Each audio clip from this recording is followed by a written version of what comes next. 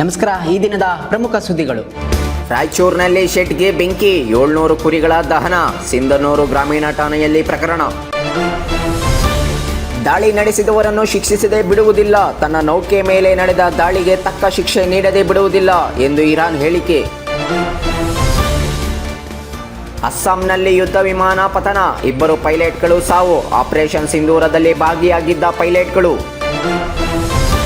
5 ದರೋಡೆಕೋರರ ಬಂಧನ, ಕಡಿಮೆ ಬೆಲೆಗೆ ಚಿನ್ನ ನೀಡುವುದಾಗಿ ವಂಚಿಸಿದ ಆರೋಪಿಗಳು. ವಿಜಯಪುರದ ದೇವನಹಳ್ಳಿಯಲ್ಲಿ ಘಟನೆ.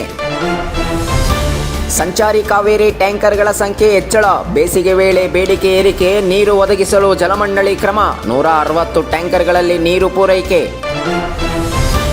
ಕಾಲೇಜು ವಿಶ್ವವಿದ್ಯಾಲಯಗಳಲ್ಲಿ ವಿದ್ಯಾರ್ಥಿ ಸಂಘ ಚುನಾವಣೆ ಖಚಿತ, ಶಾಲೆಗಳಿಗೆ ಮೂಲಸೌಕರ್ಯಕ್ಕೆ ಅನುದಾನ. ರಾಜ್ಯದಲ್ಲಿ ಸಾಮಾಜಿಕ ಜಾಲತಾಣ ಬಳಕೆ ಮಕ್ಕಳಿಗೆ ನಿರ್ಬಂಧ, 16 ವರ್ಷದ ಒಳಗಿನ ಮಕ್ಕಳು ಬಳಸುವಂತಿಲ್ಲ.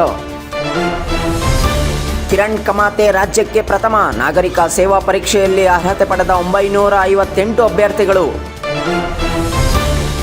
ಗ್ಯಾರಂಟಿಗೆ ನಿರಾತಂಕ, ಅಭಿವೃದ್ಧಿಗೂ ಅಂಕ, 32,000 ಹುದ್ದೆ ನೇಮಕ, 4.291 ಕೋಟಿ ಪ್ರಾದೇಶಿಕ ಅಸಮತೋಲನ ನಿವಾರಣೆಗೆ ಮೀಸಲು, ಇನ್ನು ಮುಂದೆ ಮದ್ಯ ದುಬಾರಿ.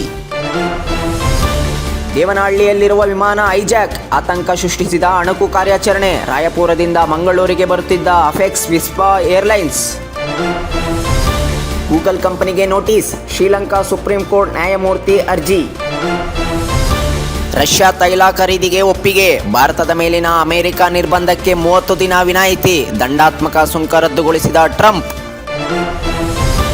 ಪೆಟ್ರೋಲ್ ಸುರಿದು ಮೃತದೇಹ ಸುಟ್ಟಿದ ಆರೋಪಿ ಸೆರೆ, ಬಾಂಗ್ಲಾದೇಶದ 124 ಅಕ್ರಮ ವಲಸಿಗರ ವಶ.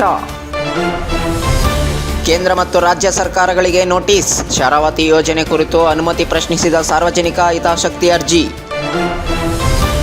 ರಷ್ಯಾ ತೈಲ ಖರೀದಿಗೆ ಉಮೇದು, ಭಾರತದ ಸನಿಹದಲ್ಲಿ ಇರುವ ರಷ್ಯಾ ತೈಲ ಹೊತ್ತ ಹಡಗುಗಳು.